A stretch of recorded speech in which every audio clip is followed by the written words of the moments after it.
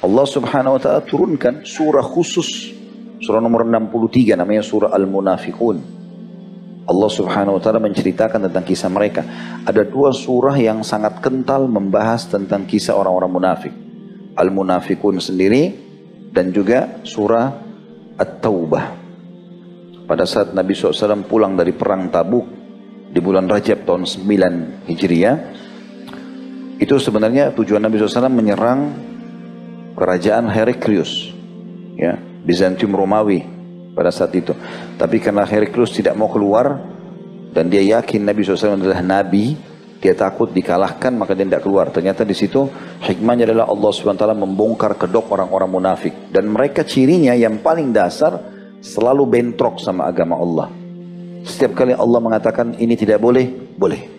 Setiap kali agama Allah mengatakan boleh, dia mengatakan tidak boleh. Pokoknya dia bentrok dengan agama Allah. Tapi dia menggunakan baju kita, menggunakan lisan kita, sholat bersama kita, gitu kan? Contoh banyak sekali masalah itu.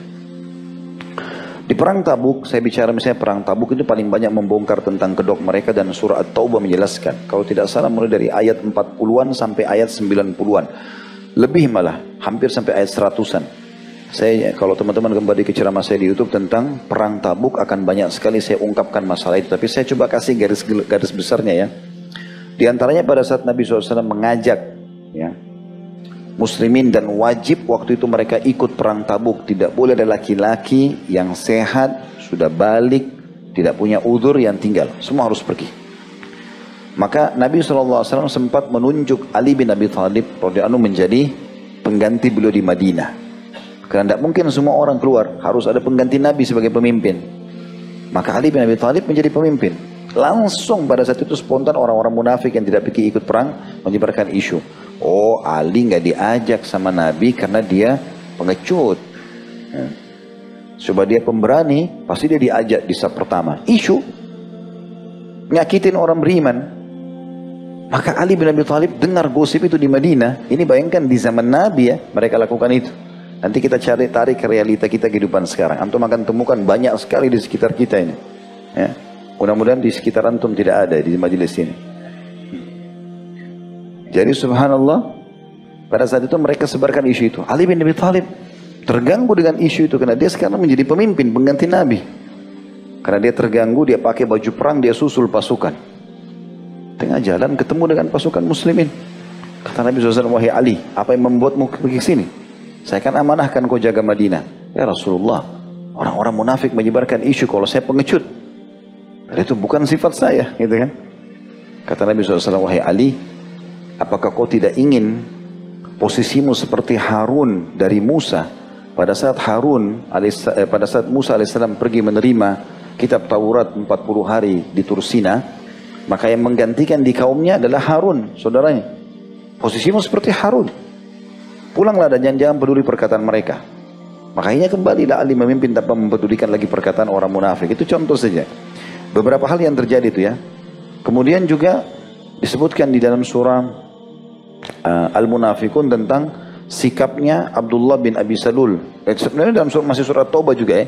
Ada dua sikap dia yang besar. Ini pemimpin orang munafik. Abdullah bin Abi Salul ini, dia waktu lihat pasukan muslimin keluar, semuanya semangat ingin berjihad. Terkumpul pasukan waktu itu sekitar 30.000 orang. Belum pernah ada pasukan muslim sebesar itu di perang Tabuk. Karena Mekah sudah takluk. Waktu itu suku Hawazim sudah kalah. Banyak yang masuk Islam dan seterusnya. Intinya pergilah pasukan ke sana. Banyak. Orang munafik ini dia ingin mengurangi kekuatan umat Islam. Karena dia punya kedudukan di suku Khazraj. Sukunya dia, Abdullah bin Abi Salul ini. Wa na'udzubillah, kepala munafik. Dia bilang, saya juga akan keluar. Yang merasa suku saya berkumpul sama saya akan biayai, saya akan begini dan begitu. Banyak orang-orang gabung sama dia juga. Pada saat gabung, dia tunggu. Dia bilang tunggu sebentar, biar pasukan jalan kita tunggu, kita paling terakhir di belakang. Dengan kalimat-kalimat yang bohong, kita akan menjaga pasukan, kita akan begini, motivasi orang. Begitu pasukan sudah jalan, dia bilang, lihat pohon-pohon kurma kalian. Kebetulan waktu itu perang Tabuk ini 2-3 hari lagi mereka akan panen kurma, dan itu sumber pendapatan utama penduduk Madinah. Allah SWT lagi sedang menguji keimanan mereka. Maka Abdullah bin Salul balik ke pohon-pohon kurma dan mengatakan, lihat pohon-pohon kurma kalian. 2-3 hari lagi berbuah, panen.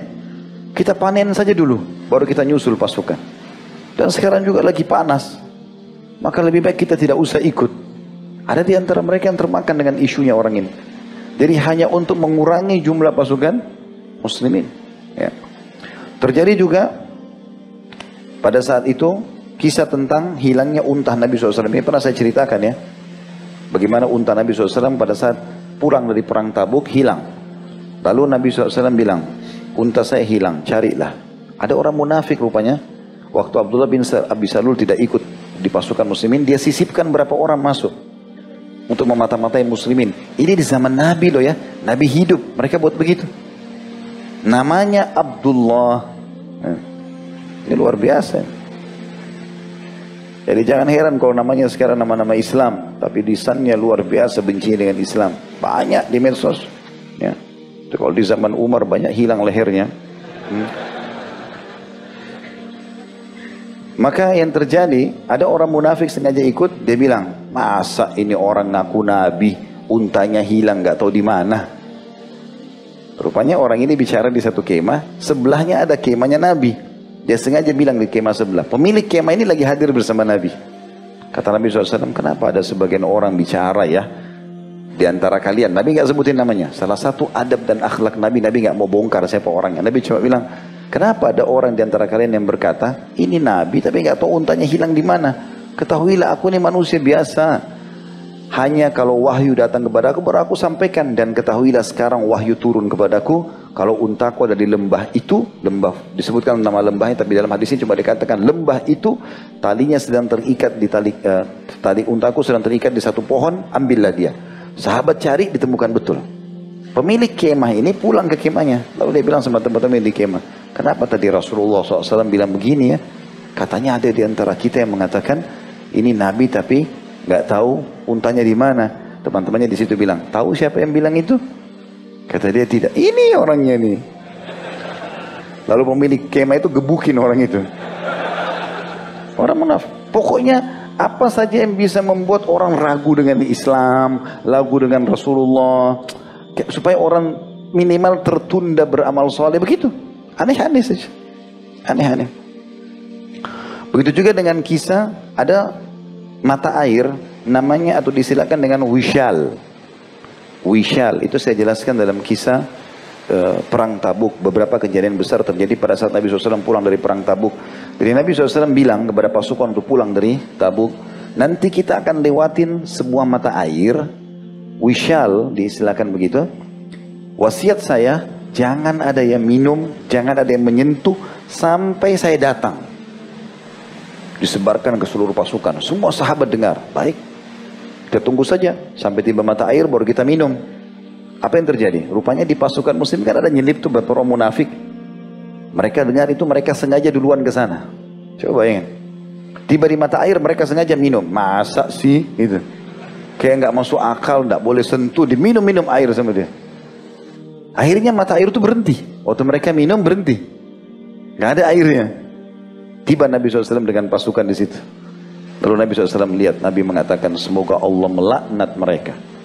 Andai saja mereka mematuhi perintahku, maka di sini akan ada mata air yang akan menjadi lautan luas, memenuhi semua kebutuhan jazirah Arab. Lalu Nabi SAW berdoa, lalu meludahi arah mata air tadi. Tapi ini ludah Nabi. Ya.